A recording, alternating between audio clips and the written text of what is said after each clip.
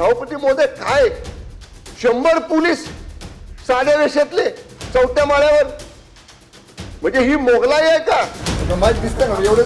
मंत्री म्हणून काम करत असताना जिल्हा परिषदेच्या परिसरामध्ये असलेल्या पोलिसांना शिवीगाळ करण्याचा अधिकार दिला कुणी? भारतीय जनता पक्षाकडनं तुळवले जात आहेत, स्वतःला वाघ समजतायत. हे वाघ आता गेले कुठे? शेपटी घालून बसलेले आहेत. कोणाची हिंमत होत नाही भारतीय जनता पक्षा. फॅक्च्युअल कंडिशन वस्तुस्थिती आपल्या निदर्शनाला आणली, याचा अर्थ आम्ही हतबल आहोत असं बिलकुल समजायचं कारण नाही. सातारा झेडपीच्या निवडणुकीमुळे सत्ताधारी भाजप शिवसेनेत वादाची ठिणगी पडली आहे.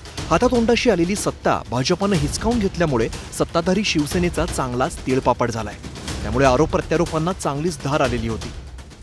सभापती महोदय काय 100 पोलीस साध्या वेशातले चौथ्या माळ्यावर, म्हणजे ही मोगलाई आहे का? आम्ही मंत्री आहोत, आमदार आहोत, 4 लाख लोकांच्यातनं निवडून आलेले. एवढा माजुरीपणा केला, त्या गोंधळात सभापती महोदया काय लागलं मला माहित नाही. जर जिल्हा परिषदेमध्ये निवडणूक चालू असताना कायद्याचं उल्लंघन केलं कुणी? निवडणूक चालू असताना 100 मीटरच्या आत जायला नाही पाहिजे, 5 मीटरवर सभागृहाच्या जातात कसं? अध्यक्ष महोदय, या सगळ्या गोष्टीची चौकशी झाली पाहिजे, याही गोष्टीची माहिती घेतली पाहिजे. आणि आपण कायदा सुव्यवस्था पाळायची जबाबदारी आहे कुणाची? आणि आपण मंत्री म्हणून काम करत असताना त्या जिल्हा परिषदेच्या परिसरामध्ये असलेल्या पोलिसांना शिवीगाळ करण्याचा अधिकार दिला कुणी? सत्ताधारी शिवसेना भाजपात उघड वाद रंगला. असं असताना ठाकरेंच्या शिवसेनेचे आमदार तरी गप्प कसे बसणार? हाच मुद्दा पुढे करत त्यांनी सत्ताधारी शिवसेनेला आरसा दाखवण्याचा प्रयत्न केलाय. सत्ताधारी मंत्र्यांना पोलिसांनी मारहाण केली. सत्ताधारी मंत्री पोलिसांचा मार खातायत. जर मंत्री मार खातो या महाराष्ट्रामध्ये, आम्ही मंत्री म्हणून बघत नाही, आम्ही सरकार म्हणून बघतोय. आणि सरकारचं कर्तव्य काय असतं? सर्वसाधारण नागरिकाला संरक्षण देणं. जर या राज्यामध्ये मंत्री मार खातायत, कार्यकर्ते जर सत्तेतले मार खातायत, तर सर्वसाधारण नागरिकाला काय संरक्षण तुम्ही सरकार म्हणून देणार आहात? ऐन अधिवेशनाच्या काळात सत्ताधाऱ्यांमधील हा जाहीर वाद विरोधकांच्या पथ्यावरती पडला आणि त्यामुळेच विरोधकांच्या टीकेला धार आली. मला माहित नाही.